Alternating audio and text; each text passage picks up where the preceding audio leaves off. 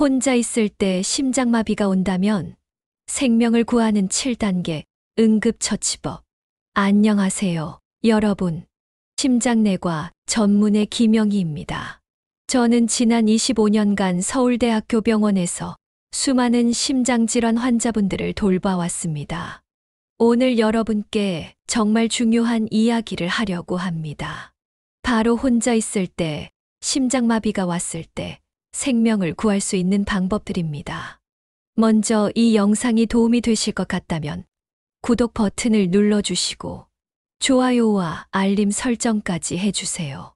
구독과 좋아요, 알림 설정은 모두 무료이며 여러분의 소중한 건강을 지키는 정보를 놓치지 않고 받아보실 수 있습니다. 그리고 이 영상을 가족과 친구들에게 공유해 주세요. 여러분의 작은 행동이 누군가의 귀한 생명을 구할 수 있습니다. 통계를 보면 심장마비 환자의 약 50%가 혼자 있을 때 발생합니다. 특히 새벽이나 저녁 시간대에 혼자 계실 때 갑작스럽게 찾아오는 경우가 많죠. 많은 분들이 심장마비는 갑자기 쓰러져서 끝이라고 생각하십니다. 하지만 이것은 완전히 잘못된 생각입니다. 실제로 심장마비 환자의 약 70%는 증상이 시작된 후에도 10분에서 15분 정도의 소중한 시간이 있습니다. 이 시간을 우리는 골든타임이라고 부르는데, 이 시간을 어떻게 활용하느냐에 따라 생과 사가 갈리게 됩니다. 문제는 대부분의 분들이 이 소중한 시간을 어떻게 활용해야 하는지 모른다는 것입니다. 얼마 전 제가 진료했던 72세 이순자 할머니 사례를 말씀드리겠습니다. 이 할머니는 혼자 사시는 분이었는데 어느 일요일 오후 설거지를 하시다가 갑자기 가슴이 조여오는 느낌을 받으셨어요. 처음에는 체한 것 같다고 생각하셨지만 곧 이상하다는 것을 느끼셨습니다. 다행히 이 할머니는 며칠 전 딸에게서 심장마비 대처법에 대해 들어본 적이 있었어요. 그래서 당황하지 않고 차근차근 대처하셨습니다. 먼저 설거지를 즉시 멈추고 소파에 앉으셨어요.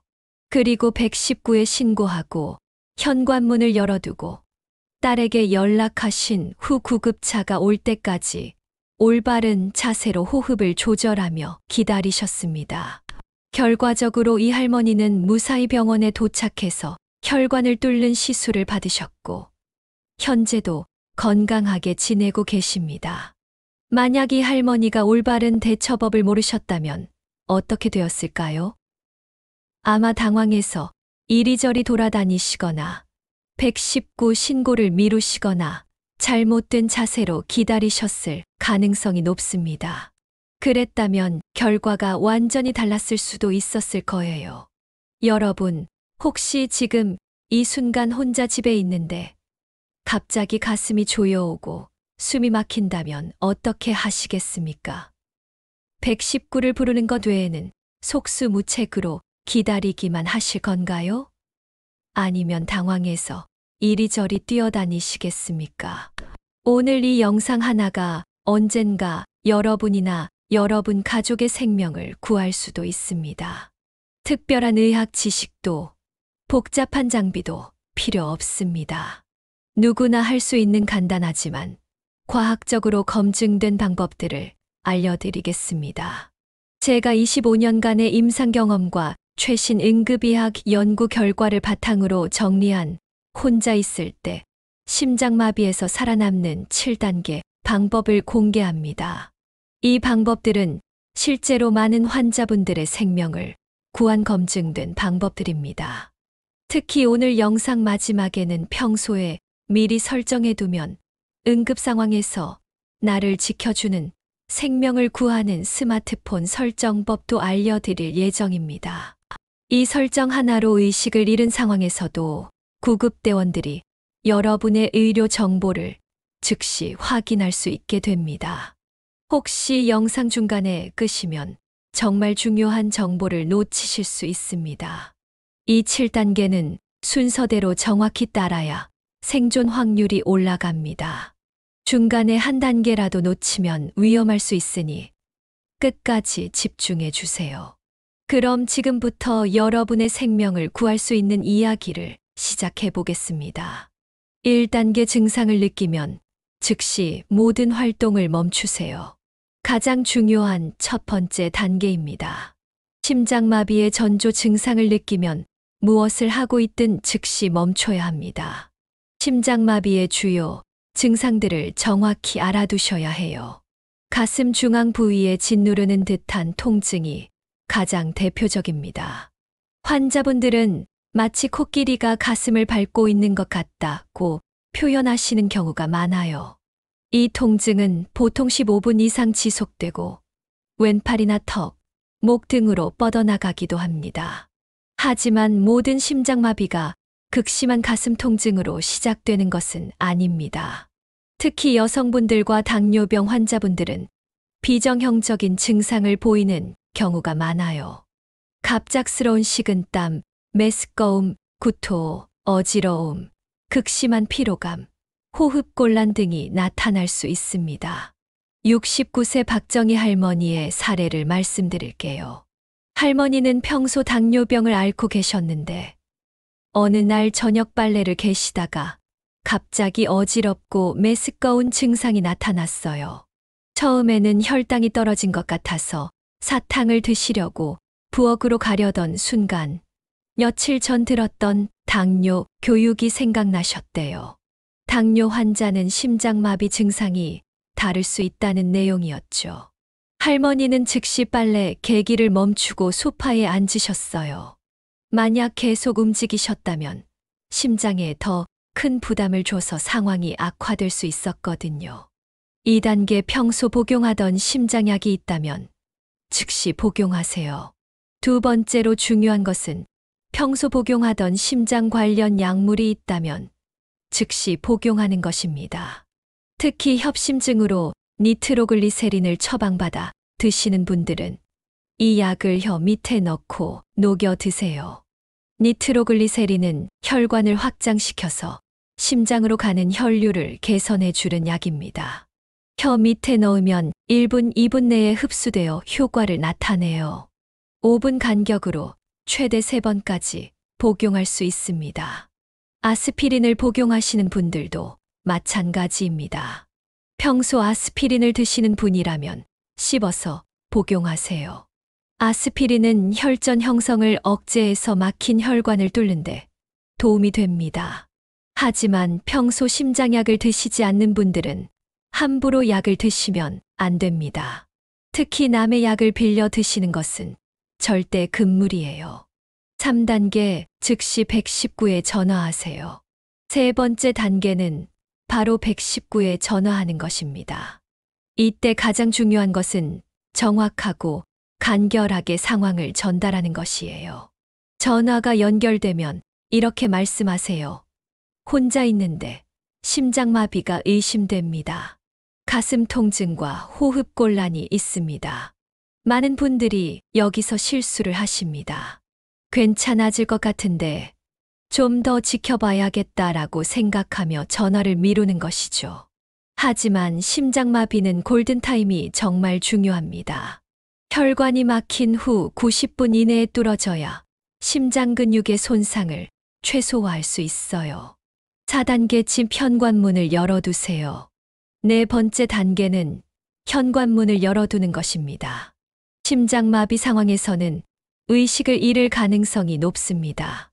만약 문이 잠겨 있다면 구급대원들이 들어오는데 시간이 오래 걸리거나 심한 경우 문을 부수고 들어와야 할 수도 있어요.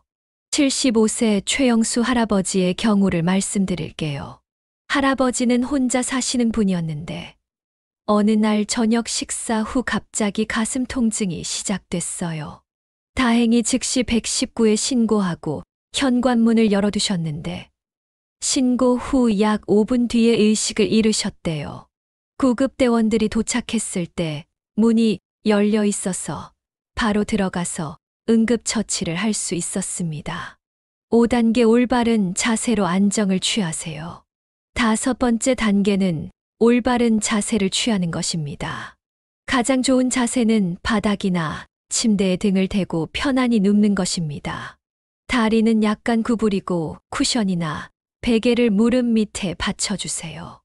만약 호흡곤란이 심하다면 상체를 30도에서 45도 정도 세워서 반쯤 앉은 자세를 취하세요. 이때 등받이가 있는 의자나 소파를 이용하면 좋습니다. 6단계 가능하다면 가족이나 이웃에게 연락하세요. 6번째 단계는 가족이나 가까운 이웃에게 연락하는 것입니다. 119에 신고를 했더라도 가족의 도움이 필요할 수 있어요. 연락할 때는 간단 명료하게 상황을 전달하세요. 지금 심장마비가 의심되어서 119에 신고했다. 빨리 와달라고 말하면 됩니다. 7단계 움직이지 말고 천천히 깊게 호흡하세요. 마지막 7번째 단계는 움직이지 않고 올바른 호흡을 유지하는 것입니다. 이 단계가 생존에 가장 직접적인 영향을 미칩니다.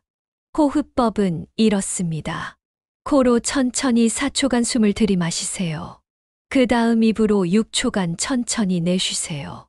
이를 4-6 호흡법이라고 합니다. 이렇게 하면 심박수가 안정되고 혈압도 떨어져서 심장 부담을 줄일 수 있어요. 호흡할 때 가슴이 아니라 배가 움직이도록 하는 복식 호흡을 하세요. 손을 배 위에 올리고 숨을 들이마실 때 손이 올라오도록 하면 됩니다. 지금까지 혼자 있을 때 심장마비가 올 경우를 대비한 실전 대처법 7단계를 알아봤습니다. 하지만 여기서 끝이 아닙니다. 정말 중요한 한 가지를 더 꼭 알고 계셔야 합니다. 바로 평소에 미리 준비해 두어야 할 생명을 구하는 스마트폰 설정입니다. 아이폰을 사용하시는 분들은 건강 앱에서 의료 정보를 설정해 두세요.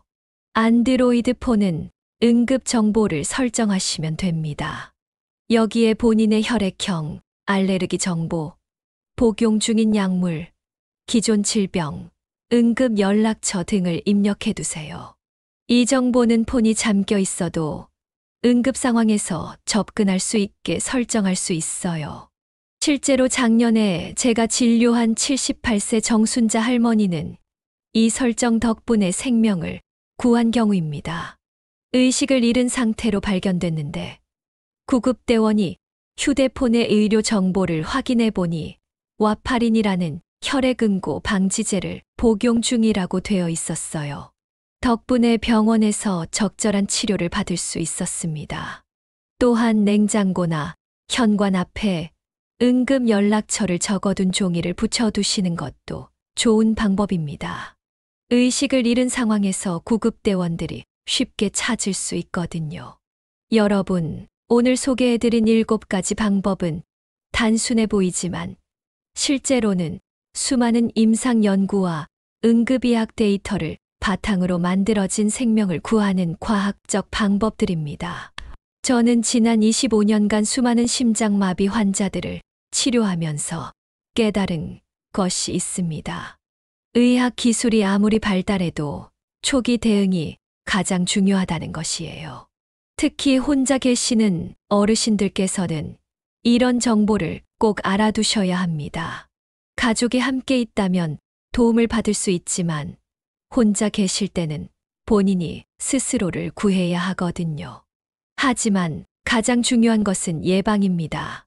심장마비의 위험 요인들을 미리 관리하시는 것이 가장 좋은 방법이에요. 고혈압, 당뇨병, 고지혈증 같은 기저질환을 잘 관리하시고 금연, 적절한 운동, 균형 잡힌 식단을 유지하시는 것이 중요합니다. 정기적인 건강검진도 빼놓을 수 없어요. 특히 50세 이후부터는 1년에 한 번씩 심장검사를 받아보시는 것이 좋습니다. 조기에 발견하면 충분히 예방하고 치료할 수 있거든요. 가족력이 있는 분들은 더욱 주의하셔야 해요. 부모님이나 형제자매 중에 심장병을 앓으신 분이 있다면 40세부터는 정기적인 심장검사를 받아보시는 것이 좋습니다. 여러분께서 오늘 이 영상을 보신 것도 큰 의미가 있습니다. 지식은 생명을 구합니다. 혹시 주변에 혼자 사시는 어르신들이나 심장질환 위험이 있는 분들이 계시다면 오늘 배운 내용을 꼭 전해주세요.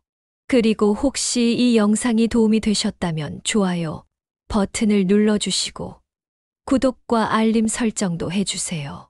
앞으로도 여러분의 건강한 생활에 도움이 되는 의학 정보들을 계속 전해드리겠습니다. 댓글로 궁금한 점이나 경험담도 남겨주시면 더 많은 분들에게 도움이 될 것 같아요. 여러분 모두 건강하시고 오늘 배운 내용이 실제로 필요한 상황이 오지 않기를 바라지만 만약 그런 순간이 온다면 당황하지 마시고 오늘 배운 7단계를 차근차근 따라해 보세요. 25년을 의사로 살아오면서 제가 확신하는 것은 준비된 사람은 위기를 기회로 만들 수 있다는 것입니다. 여러분도 오늘부터 준비된 사람이 되셨습니다. 마지막으로 한 번 더 강조드리고 싶은 것은 이런 응급 상황에서는 당황하지 않고 체계적으로 대처하는 것이 중요하다는 것입니다. 평소에 이런 방법들을 머릿속에 정리해 두시면 실제 상황에서 침착하게 행동할 수 있습니다. 그리고 꼭 기억해 주세요. 이 7단계는 응급처치일 뿐 반드시 병원에서 전문적인 치료를 받으셔야 합니다. 증상이 나아졌다고 해서 병원 가기를 미루시면 안 됩니다. 건강한 하루하루 보내시길 바라며 다음 영상에서 또 만나 뵙겠습니다. 구독, 좋아요, 알림 설정 잊지 마시고 주변 분들에게도 공유해 주세요. 감사합니다.